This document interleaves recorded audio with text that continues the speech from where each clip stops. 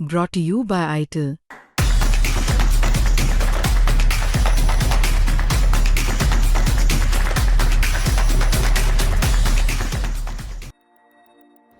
Mummy चाचू आखिरी बार देख लो, शायद फिर ना दिखूं। फरीदाबाद की पायलट ने उड़ान के पहले ऐसा क्यों बोला? अचानक से यूएई से भारतीयों को रेस्क्यू का ऑर्डर दिया गया, जिसमें 6 महिलाएं शामिल थीं। हरियाणा में फरीदाबाद की रहने वाली pilot Deepika Adhana America, Israel और ईरान की जंग के बीच यूएई से 169 भारतीयों को रेस्क्यू किया। इसी बीच 6 मार्च को दीपिका ने यूएई जाने से पहले परिवार से कहा था। एयर इंडिया एक्सप्रेस की पायलट दीपिका अधाना ने बातचीत में बताया कि उनके परिवार को वॉर जोन में जाने की बात कही थी और उन्होंने उन्हें रोकने की बजाय हिम्मत से काम लेने की बात कही। बिटिया जब जा रही थी फ्लाइट पे, मुझे जगा गई थी, क्या तुम मेरे को देख लो एक बार, मैं आऊँ ना भी आऊँ। मैंने कहा बेटा कहाँ जा रही है? बोली मुझे ऐसे पैसेंजर लेने जाना है। तो हमें तो टेंशन रही थी पूरे दिन। मैं तो हर आध घंटे में फ़ोन कर रहा था, इसका फ़ोन नहीं मिल रहा था। तो तकरीबन 7:30-8 बजे फ़ोन किया मैंने, तो इसकी फ़ोन बेल गई थी, तो इसने फ़ोन काट दिया। हमने भैया तो इंडिया में आ गई है, दिल्ली एयरपोर्ट आ गई। जब फ़ोन मिलना शुरू हो गया तो फिर 15-20 मिनट बाद इसने फ़ोन किया मेरे पास, कहा मैं पापा मैं आ गई। तो मेरे को फिर टेंशन ख़त्म हो गई कि मैं बिटिया आ गई, यहाँ पर एयरपोर्ट पर लैंड कर चुकी थी। फिर रात को 9:30 बजे घर आई थी बिटिया। कितनी बड़ी उपलब्धि मानते हैं कि 169 लोगों को वहाँ जान से बचाना, रेस्क्यू करके लाए हैं। सबड़ी लड़की थी, सबड़ी कैप्टन भी लड़की थी, बिटिया भी थी, हमारे जो क्रूज मेंबर थे वो भी लड़की थी।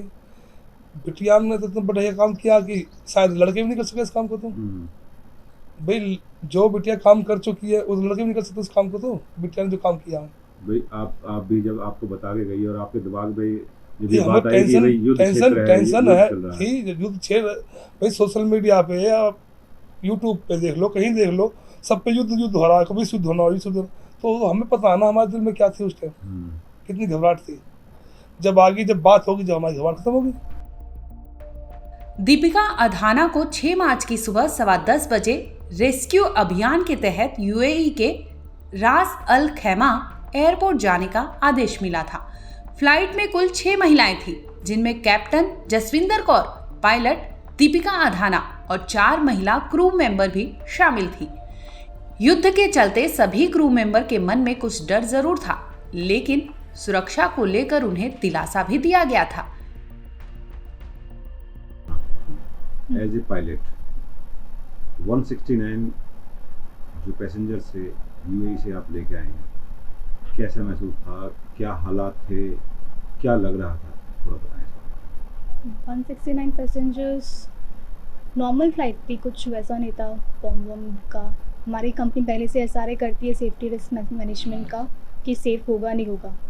तो उससे पहले सब कुछ रिटर्न ट्रायल करके जाते हैं हम लोग कि सेफली जाएंगे एंड सेफली आ जाएंगे। तो इट वॉज नॉट दैट, मतलब इतनी मुश्किल फ़्लाइट नहीं थी। पैसेंजर्स और खुश भी थे, मतलब मैंने ज़्यादा पैसेंजर से मीट नहीं किया क्योंकि मैं कॉकपिट में थी ऑल द टाइम। तो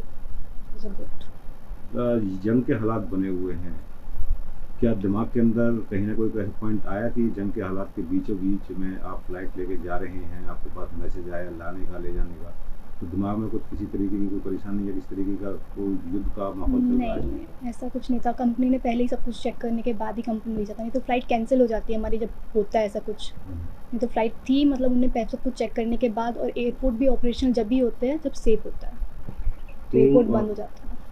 जैसे यूएई में जब आपने लैंड किया, कौन सी तारीख को लैंड किया था, किस समय था, कुछ बताएं डिटेल उसके बाद। हम यूएई में 6 मार्च को लैंड किए थे, time around 1 PM Indian time पर। जैसे कि अभी घर वालों से पता लगा कि आपके छुट्टियां थी 3 से 4 दिन 5 दिन के लिए आप आ रही थी, लेकिन अचानक ही आपके पास मैसेज आया। उसके बाद या प्री प्लानिंग की पहले की भी इस दिन फ्लाइट लेके जाना है, वहाँ से पैसेंजर ले जाना है? नहीं, ऐसा कुछ नहीं था। मेरी होली की छुट्टियाँ चल रही थी, उससे पहले 2 दिन का वीक ऑफ था कंपनी की तरफ से। और ये फ्लाइट मेरी नहीं थी, मेरी फ्रेंड की थी। तो उसको नहीं जाना था, तो मैंने उससे मांगी थी, उसने कहा कि आप कर लो। तो मैंने कर ली। कंपनी को मेल करना पड़ता है कि आप उसकी फ़्लाइट करना चाहते हो, वो मेरा स्टैंड बाय ले लेती है। तो 6 तारीख को ही वापसी आए आप? किस समय वापसी आए लेके वहाँ पे? हम 6 PM तक लैंड कर रहे थे, 6 PM। सोशल मीडिया के ऊपर भी बहुत सी चीज़ें आपने देखी होंगी कि काफ़ी दिनों से चल रहा है कि युद्ध के माहौल को और ज़्यादा भयावह बताया जा रहा है। तो आपको कुछ लगा ऐसा वहाँ पे लैंड करने के बाद, या आपने किसी से कुछ बातें सुनी हो, या सोशल मीडिया पर देखकर आपको कुछ महसूस हो रहा सोशल होगा? मीडिया पता नहीं, पर मैंने न्यूज़पेपर में पढ़ा था एंड हमने इंजीनियर से बात की थी कैप्टन ने, और हमने तो कैप इंजीनियर कह रहे थे वो पीसफुल है, दिखते हैं कभी कभी बॉम्ब जाते हुए, लेकिन इतना ज़्यादा कुछ प्रॉब्लम नहीं है, कुछ स्पेसिफिक प्लेसों पे ही बॉम्ब गिर रहे हैं। तो बॉम्ब जाते हुए आपने देखे खुद अपने आंखों से? नहीं, क्लियर स्काई थे। नहीं देखे। दूसरा एक वीडियो भी सोशल मीडिया पे भी जारी हुआ था कि वहाँ से इंडिया के लिए एक फ़्लाइट आई है, जिसको कि जो यूएई के लड़ाकू विमान हैं, या कहें कि यूएस के लड़ाकू विमान हैं, उन्होंने जो है बॉर्डर पार करा के उनको आराम से दूसरी तरफ जाने दिया। देखा कोई वीडियो ऐसा? नहीं, मैं सोशल मीडिया पे नहीं होता, मुझे नहीं पता। अच्छा। तो आपकी भी फ़्लाइट को किसी ने जैसे कि आगे पीछे से गार्ड करके जैसे इंटरसेप्ट देते हैं, नहीं, एस्कॉर्ट करके, नहीं इस नहीं, ऐसा तरीके कुछ से नहीं कुछ? था। सिंपल फ्लाइट थी, मेरे से पहले मस्कट फ्लाइट जा रही थी, हमसे 10 मिनट पहले हमारी कंपनी की, वो मस्कट गए थे, हम रसल कायमा गए थे, कुछ नहीं। तो कितना मतलब जो नॉर्मल फ्लाइट की तरह ही आपकी फ्लाइट गई और नॉर्मल फ्लाइट की तरह वापस आ रही है? नॉर्मल फ्लाइट थी, प्रॉब्लम थी एयरक्राफ्ट में, थोड़ा एयरक्राफ्ट पुराना था तो एयरक्राफ्ट में थोड़ी प्रॉब्लम थी, वो ठीक करने के लिए थोड़ा सा टाइम वेस्ट हुआ था, नहीं तो कम वो एयर स्पेस किसी और की कोई प्रॉब्लम नहीं थी। अच्छा, जब आप गए आपने परिवार को बताया कि ऐसे ऐसे हम वहाँ पे लोगों को लेने के लिए जा रहे हैं, तो फैमिली का क्या रिएक्शन था? पापा सब नॉर्मल थे, मुझे किसी को इतना पता नहीं था कि रसल कायमा कहाँ पे है, तो रसल कायमा मोस्टली किसी ने सुना भी नहीं है, लेकिन मम्मा थोड़ा सा टेंशन में होती, पापा ठीक थे, अंकल को मैंने बताया था, चाचू भी थोड़े से डरे हुए थे, बस ज़्यादा कुछ वो नहीं था।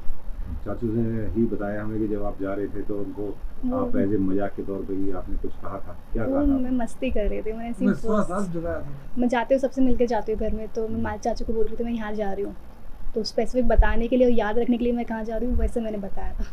नहीं, वो बता रहे थे कि भाई इस तरीके की भी देख लीजिए, आप आखिरी बार देख लीजिए, और पता नहीं दोबारा मिलूँ ना मिलूँ, इस तरीके की वो बातें कह रही थी आप? वो मैं मजाक कर रही हूँ, पापा चाचू नींद में थे, उनको याद ना रहे कि मैं कहाँ गई हूँ, कॉल कर रही, क्योंकि वहाँ पे नेटवर्क नहीं आते हैं, मतलब हमारे फ़ोन में अलग से रिचार्ज होना चाहिए, वो रिचार्ज नहीं था, तो कॉल करके पता चलना चाहिए कि मैं यूएई गई हूँ इंटरनेशनल में, तो ऐसे हम मोस्टली मिडल ईस्ट ही जाती है कंपनी, इंटरनेशनल कहीं और नहीं जाते हैं इसलिए। तो अभी तक जो आपने पढ़ाई की है, कहाँ तक की पढ़ाई की है, कहाँ से पढ़ाई की थी, इसके बारे में बताएं थोड़ा। मैंने अभी तक 12th प्लस किया, 12th ही किया ओनली, उसके बाद मैंने ट्रेनिंग ही की थी पायलट की, क्योंकि और कुछ कोर्स करने मतलब मुझे पता था मुझे क्या करना है, तो 12th मैंने टैगोर अकेडमी पब्लिक स्कूल से सेक्टर 3 में है, उस स्कूल से किया है। उसके बाद मैंने ground classes pilot training centre captain Pradeep Chauhan के अंदर मैंने वो ग्राउंड क्लासेस किया।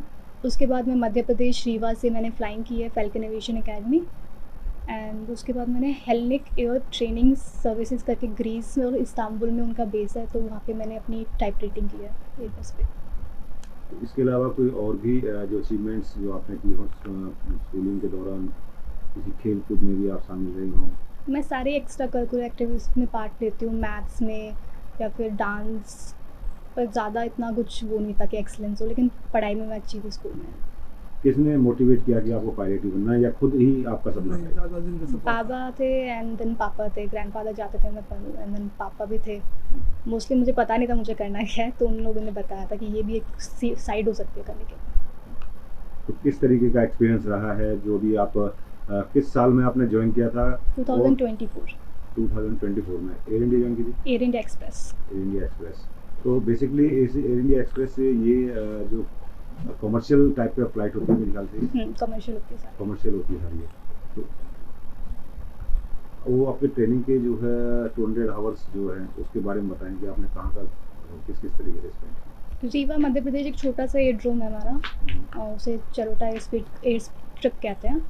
वहाँ पे सिर्फ हम छोटी फ्लाइट्स लेके जाते हैं, दमू उनके पास में एक विलेज है, 2-3 और एक विलेज है, उनके ऊपर हम क्रॉस कंट्री करते हैं, थोड़ी जनरल फ्लाइंग करते हैं, टेक ऑफ लैंडिंग करते हैं 200 आवर्स में, और 2-3 एक्स्ट्रा चेक्स होते हैं 120 नॉटिकल माइल, जैसे हम ओवरफ्लाई मध्य प्रदेश से ओवरफ्लाई अयोध्या करते हैं, देन सुल्तानपुर लैंड करते हैं, ऐसी छोटी छोटी फ्लाइट्स करके हम अपनी ट्रेनिंग कंप्लीट करते हैं।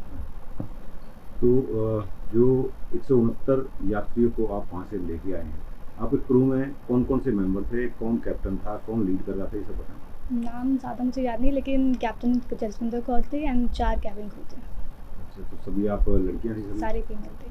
ओके, तो कहाँ से, तो कुछ नहीं पता उनका कौन कौन नहीं, कहाँ से? ऐसा कुछ नहीं, रोज़ नए क्रूज होते हैं। ठीक है। तो अब एक लास्ट क्वेश्चन ये है कि आप जैसे 169 जो यात्रियों को लेके आए थे, युद्ध के माहौल में लेके आए थे, कोई घबराहट, किसी तरीके कोई परेशानी मानसिक तौर पर पूरी तरह ऐसा कुछ नहीं था, रेस्क्यू फ्लाइट जैसा कुछ नहीं था, नॉर्मल फ्लाइट थी। तो ज़्यादा घबराहट नहीं थी क्योंकि पता था कि फ़्लाइट लेके जानी है, इतना ज़्यादा वहाँ पे प्रॉब्लम नहीं है। कभी कभी आते एक दो बम, लेकिन स्पेसिफिक एयरपोर्ट्स को टारगेट नहीं चल रहा था जितना मुझे बताया गया था, तो उसमें नॉर्मल ज़्यादा कुछ नहीं था। घर में परिवार में कौन कौन से हैं फैमिली मेम्बर्स? हम 9 मेंबर्स हैं घर में, papa mummy uncle aunty grand mother, एक एल्डर ब्रदर है एंड 2 कज़न्स हैं।